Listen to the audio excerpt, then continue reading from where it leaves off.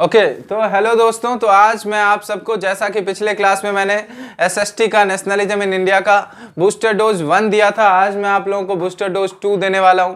ठीक है, एसएसटी का नेशनलिज्म इन इंडिया। तो देखिए, पिछले क्लास में हमने डिस्कस किया था नॉन कोऑपरेशन मूवमेंट के बारे में, फर्स्ट वर्ल्ड वार के बारे में, और आज जो हम डिस्कस करने वाले हैं वो पहला टॉपिक है खिलाफत मूवमेंट। खिलाफत मूवमेंट। तो सबसे पहले आपको ये समझना है कि खिलाफत मूवमेंट क्या था, क्यों हुआ, कैसे हुआ, ये सारी बातें। तो देखिए, खिलाफत, आपको ये चीज़ याद रखना बहुत ज़्यादा ज़रूरी है कि फर्स्ट वर्ल्ड वार जो है वो 1914 से लेकर 1918 तक, यानी कि 4 साल चला। 37 कंट्री पार्टिसिपेट हुआ था, इसमें फ्रेंच नेशन की जीत हुई थी। और खिलाफत मूवमेंट भी बाकी मूवमेंट की तरह 1919 में ही हुआ था। याद रखना आप कि रॉलेट एक्ट 1919 में, जलियांवाला बाग 1919 में, गांधी जी स्टार्ट किए थे नॉन कोऑपरेशन मूवमेंट 1919 में, और खिलाफत मूवमेंट 1919 में। जिसे स्टार्ट किया था किसने, तो अली ब्रदर्स ने। किसने स्टार्ट किया था? अली ब्रदर्स, जिनका नाम क्या था? मोहम्मद अली एंड शौकत अली। मोहम्मद अली एंड शौकत अली नाम के दो भाई ने स्टार्ट करा था खिलाफत मूवमेंट। याद रहेगा। तो देखो, खिलाफत मूवमेंट आखिर स्टार्ट हुआ क्यों, हमें ये समझना बहुत ज़्यादा ज़रूरी है। तो देखो, खिलाफत मूवमेंट इसलिए स्टार्ट हुआ क्योंकि टर्की, याद रखना, टर्की जिसका कैपिटल है अंकारा। ठीक है, अब ये टर्की और जिसकी मुद्रा लीरा है, तो टर्की में क्या हुआ था, एक पोस्ट होता था जिसको कहा जाता था कैलिफ। तो कैलिफ का जो टाइटल होता था, इसको जो मुस्लिम सब है वो एकदम भगवान की तरह दर्जा देते थे। ठीक है, मतलब बहुत अच्छा स्टेटस मानते थे। ठीक है, तो कैलिफ का टाइटल वहां पे दिया जाता था किसी को। तो ये कैलिफ का टाइटल जो है, जब फर्स्ट वर्ल्ड वार में फ्रेंच नेशन यानी इंग्लैंड, फ्रांस, रशिया, अमेरिका ये सब जीत गया, तो क्या हुआ था कि कैलिफ का टाइटल जो है वो एबॉलिश कर दिया गया। Was abolished. एबॉलिश मतलब आप लोग समझ लो कि खत्म कर दिया गया बाय ब्रिटिशर्स। इस बात से जो है वो टर्की के मुसलमान तो नाराज हो ही गए, साथ ही साथ हमारे इंडियन मुसलमान भी काफ़ी ज़्यादा गुस्से में आ गए कि भाई इस टाइटल को क्यों हटाया। और इंडियन मुसलमान ने बगावत करना शुरू कर दिया। किसके लीडरशिप में? तो मोहम्मद अली और शौकत अली नाम के दो भाइयों के लीडरशिप में इन्होंने मूवमेंट करना शुरू कर दिया। तो ये है मोहम्मद अली और शौकत अली कैलिफ मूवमेंट। गांधी जी ने सोचा कि क्यों ना हिंदू और मुसलमानों को एक प्लेटफॉर्म पे लाया जाए, और गांधी जी गए किसके पास? मोहम्मद अली और शौकत अली के पास, कि भैया हम दोनों ऐसा करते हैं, मूवमेंट को मर्ज कर देते हैं। तो ओके, कोई बात नहीं, उसने भी रेडी हो गया, और हिंदू और मुसलमान को पहली बार एक साथ लाने का प्लान सोचा गांधी जी ने। और मूवमेंट तो लार्ज हो गया, लेकिन जैसा कि आप सबको पता है कि गांधी जी की आदत होती है मूवमेंट को स्टार्ट करो और फिर उसको कॉल ऑफ कर दो। इन्होंने इस बार भी वैसा ही किया। चौरी चौरा इंसिडेंट की वजह से इन्होंने मूवमेंट को कॉल ऑफ कर दिया। ठीक है, तो ये सारी बातें हुई थी। अब मैं आगे आता हूँ किस पे? सॉल्ट मार्च पे। कि सॉल्ट मार्च जो है वो, क्योंकि सॉल्ट मार्च जो है वो एक इम्पोर्टेंट पॉइंट है जिसे समझना बहुत ज़्यादा ज़रूरी है। तो देखो, सॉल्ट मार्च कब हुआ था और कैसे हुआ था, ये सारी बातें आपको समझना ज़रूरी है। तो देखो, सॉल्ट मार्च आपको चुटकियों में याद कराऊंगा, बस आप मेरे साथ बने रहो, अपने दोस्तों के साथ शेयर करो ताकि मुझे भी मज़ा आए पढ़ाने में। अब यहाँ देखो, सॉल्ट मार्च जो कि कब हुआ था, तो ये हुआ था आपका 1920, हाँ ये हुआ था 1928 में। ठीक है, अब यहाँ पे देखो सॉल्ट मार्च, सॉरी 1930 में हुआ था सॉल्ट मार्च। अब इसमें देखिए कितने दिन लगे थे और कितने माइल्स चले थे गांधी जी। तो याद रखना, इसमें लगे थे 24 डेज, और 24 को 10 से मल्टीप्लाई करोगे तो कितना होगा? 240 माइल्स। गांधी जी 240 डेज में 240 माइल्स के साथ 240 माइल्स कवर किए थे विद 78 वॉलंटियर्स। 78 वॉलंटियर्स के साथ। पहले तो गांधी जी औरतों को साथ ले जाने के लिए एग्री नहीं हुए थे, क्योंकि उनका पॉइंट ऑफ व्यू था कि औरतों का काम होता है घर संभालना, घर की देखभाल करना, लेकिन बाद में उन्होंने औरतों को भी साथ ले लिया था और बच्चा भी एक साथ गया था। तो विद 78 वॉलंटियर्स 24 दिन 24 इंटू डे 10 यानी 240 माइल्स कवर किए थे। 1 माइल इक्वल टू 1.64 किलोमीटर। इस तरह से 240 माइल्स को अगर आप 1.64 से मल्टीप्लाई कर दोगे तो 384 किलोमीटर गांधी जी ने ट्रेवल किया था। याद रहेगा? चलो बहुत अच्छी बात है। तो ये था सॉल्ट मार्च। अब बात आती है कि सॉल्ट मार्च गांधी जी ने किया क्यों, ठीक है। तो आप यहां से बातें समझो कि गांधी जी गए थे लॉर्ड इरविन के पास लेकर के डिमांड, और कितने डिमांड? तो 11 डिमांड उन्होंने रखा। तो 11 डिमांड क्या सब था? पहला कि इंक्रीज्ड टैक्सेस को कम करना, जो टैक्सेस भरे हुए थे उसको कम करना। दूसरा था रिड्यूस और remove the salt taxes. Salt, क्योंकि ये नमक जो है ना, इसकी ज़रूरत हर किसी को होती है, चाहे वो गरीब हो या अमीर, हर किसी को नमक की ज़रूरत होती है। तो नमक पे टैक्स लगाना ही गलत था। तो लॉर्ड इरविन ने इन सारे ऐसे ही कपड़े सब पे बढ़ा दिया था, ब्रेड एंड बटर का प्राइस हाइक कर दिया था। तो इस सब 11 डिमांड्स को लेकर के गांधी जी गए थे लॉर्ड इरविन के पास, लेकिन लॉर्ड इरविन ने बिना लेटर पढ़े हुए गांधी का पेपर फाड़ दिया। गांधी की वहां पे हुई बेइज्जती और गांधी जी ने कहा लॉर्ड इरविन को कि रुक बेटे, मैं तुझे तुम्हारी औकात दिखाता हूँ। और वहां से आए और चल दिए कहाँ? सॉल्ट मार्च उन्होंने कर दिया। और कहाँ से कहाँ तक गए? तो बाबू याद रखना कि साबरमती टू दांडी, साबरमती टू दांडी तक चले थे गांधी। साबरमती टू दांडी चले थे गांधी। याद रखना 24 दिन 240 miles Gandhi ji with 78 volunteers. क्यों किया था? पता चल गया, ठीक है।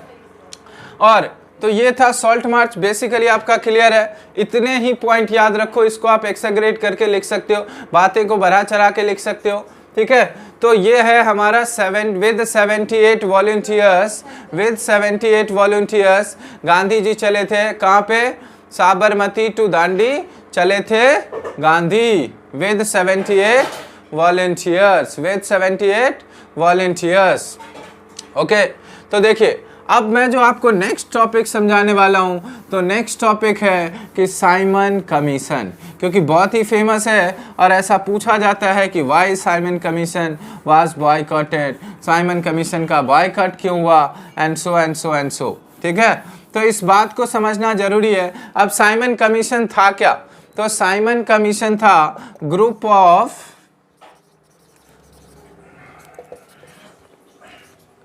सर जॉन साइमन के लीडरशिप में। किसके लीडरशिप में?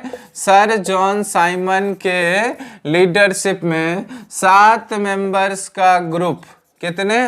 7 मेंबर्स का ग्रुप कहाँ भेजा गया था? इंडिया। क्यों भेजा गया था? इंडियन एडमिनिस्ट्रेटिव सिस्टम को देखने के लिए कि इंडिया में एडमिनिस्ट्रेशन कैसे वर्क कर रहा है, इसको देखने के लिए 7 मेंबर्स का ग्रुप आया था इंडिया। लेकिन अफसोस की बात ये थी कि इन 7 मेंबर में से there were no any Indian member. इस पॉइंट को याद रखना कि नो एनी इंडियन मेंबर, कोई भी इंडियन मेंबर नहीं था। अब कोई भी इंडियन मेंबर नहीं था। अब हमारी देखभाल, हमारी सिस्टम को देखने आ रहे हैं और हमारे कोई मेंबर नहीं है, तो ऑब्वियस सी बात है कि लोगों में गुस्सा आएगा ही आएगा। और गुस्सा आया लोगों में, और पंजाब केसरी, जिन्हें लॉयन ऑफ पंजाब कहा जाता है, लाला लाजपत राय, लाला लाजपत राय के लीडरशिप में, लाला लाजपत राय के लीडरशिप में लोगों ने नारा दिया, क्या? Go back Simon. लोगों ने क्या नारा दिया? गो बैक साइमन, यानी कि साइमन कमीशन वापस जाओ, साइमन कमीशन वापस जाओ। तो साइमन कमीशन वापस जाओ का नारा दिया लाला लाजपत राय के लीडरशिप में। लेकिन अंग्रेजों ने लाला लाजपत राय पे लाठी का प्रहार करना शुरू कर दिया और लाठी से इतना मारा जब तक कि उनकी जान ना चली जाए। लेकिन एक अच्छी बात थी कि वो तब तक भारत माता की जय बोलते रहे, हर लाठी पे वो भारत माता की जय बोलते रहे। और उन्होंने ही बाद में अंग्रेजों को कहा था मरते वक्त कि मेरे लाठी का एक एक प्रहार ब्रिटिश साम्राज्य के कफन का कील साबित होगा, मेरे लाठी का एक एक प्रहार ब्रिटिश साम्राज्य के कफन का कील साबित होगा। और ऐसा हुआ भी। उसी क्रांति ने, उसी रिवॉल्यूशन ने हमारे बहुत बड़े फ्रीडम फाइटर्स, बहुत अच्छे फ्रीडम फाइटर्स, भगत सिंह जैसे रिवॉल्यूशनरी को, भगत सिंह, सुखदेव, राजगुरु, इन सब रिवॉल्यूशनरी को इन्होंने पैदा किया। ठीक है, तो साइमन कमीशन वापस जाओ। ठीक है, अब यहाँ पे बात आती है कि देखिए ये सारा तो आपको क्लियर है। अब आप बात आती है कि quit India movement, quit India movement, Bharat छोड़ो आंदोलन कब? 8 अगस्त 1942, 8 अगस्त 1942, भारत छोड़ो महात्मा गांधी। ठीक है, तो ये था कि अंग्रेजों को कहा गया था, एक्चुअली देखिए कि बातें तो 1929 में ही, 26 जनवरी 1930 को ही नेहरू जी जो है वो लाहौर अधिवेशन में पहली बार भारत का झंडा लहरा दिए थे। मतलब कंप्लीट इंडिपेंडेंस जैसी बात तो जो है वो 26 जनवरी 1930 को ही हो गया था। लेकिन वही है कि अंग्रेज वो चाह रहा था कि जब तक मेरी बेइज्जती करोगे नहीं तब तक हम यहाँ से जाएंगे नहीं। तो 8 अगस्त 1942 में भी उसको यहाँ से भेजने का पूरा बंदोबस्त कर दिया गया था। क्विट इंडिया मूवमेंट चला था, दिल्ली में हर जगह पे क्रांति हुई थी। बट यहाँ पे क्या था कि ये तो हो गया, चलिए ठीक है, भारत छोड़ो मूवमेंट। अब इसके बाद जो है बात आती है, क्योंकि आपको छोटी छोटी बातें पूछी जाएगी, छोटी छोटी बातें ऐसे पूछी जाएगी कि आपको पता है कि भारत माता का इमेज किसने तैयार किया था। तो देखिए भारत माता का इमेज जो है वो तैयार किए थे, इनका नाम था अवनींद्रनाथ टैगोर। क्या नाम था? अवनींद्रनाथ टैगोर। ठीक है, और दूसरा क्वेश्चन उठ के आता है कि आनंद मठ, तो आनंद मठ किसने लिखा है? तो आनंद मठ ये एक नॉवेल है जिसे लिखे हैं बंकिम चंद्र चटर्जी, बंकिम चंद्र चटर्जी। आनंद मठ नॉवेल में आपको किसानों की हालात के बारे में, किसानों की दुर्दशा का जिक्र है। तो आनंद मठ लिखा गया बंकिम चंद्र चटर्जी के द्वारा। क्यों इंपॉर्टेंट है आनंद मठ? क्योंकि इसी से वंदे मातरम लिया गया था, इसी से वंदे मातरम लिया गया था। ठीक है, आनंद मठ नोबेल बंकिम चंद्र चटर्जी। अब यहाँ देखिए आपको, क्योंकि हम पढ़ते हैं कि हमारा जो फ्लैग है वो किसके द्वारा डिजाइन किया गया था, तो वो डिजाइन किया गया था पिंगली वेंकैया के द्वारा डिजाइन किया गया था। लेकिन आपको एक बात और पता होगा कि इससे पहले गांधी जी ने फ्लैग डिजाइन किया था जिसका नाम था स्वराज फ्लैग। क्या? स्वराज फ्लैग।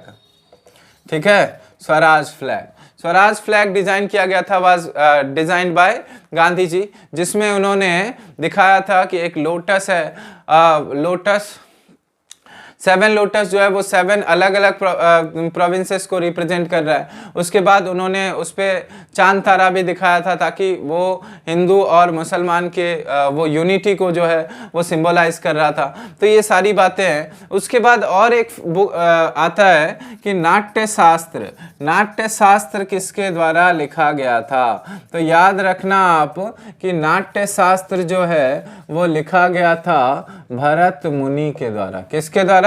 भरत मुनि के द्वारा। ठीक है, तो इस चैप्टर के जितने भी फेमस क्वेश्चन थे वो मैंने आपके साथ जिक्र किया। उम्मीद है आपको क्लास पसंद आया होगा, और अगर आपको इसी तरह क्लास में और भी चीज़ें चाहिए, मैं आपको इकोनॉमिक्स का बूस्टर डोज देने वाला हूं एंड और भी बहुत कुछ। तो तब तक के लिए आप चैनल को शेयर और सब्सक्राइब करना मत भूलना अपने दोस्तों के बीच में जितना ज़्यादा से ज़्यादा हो सके, ताकि मैं आपको हर कंटेंट अवेलेबल करा सकूँ।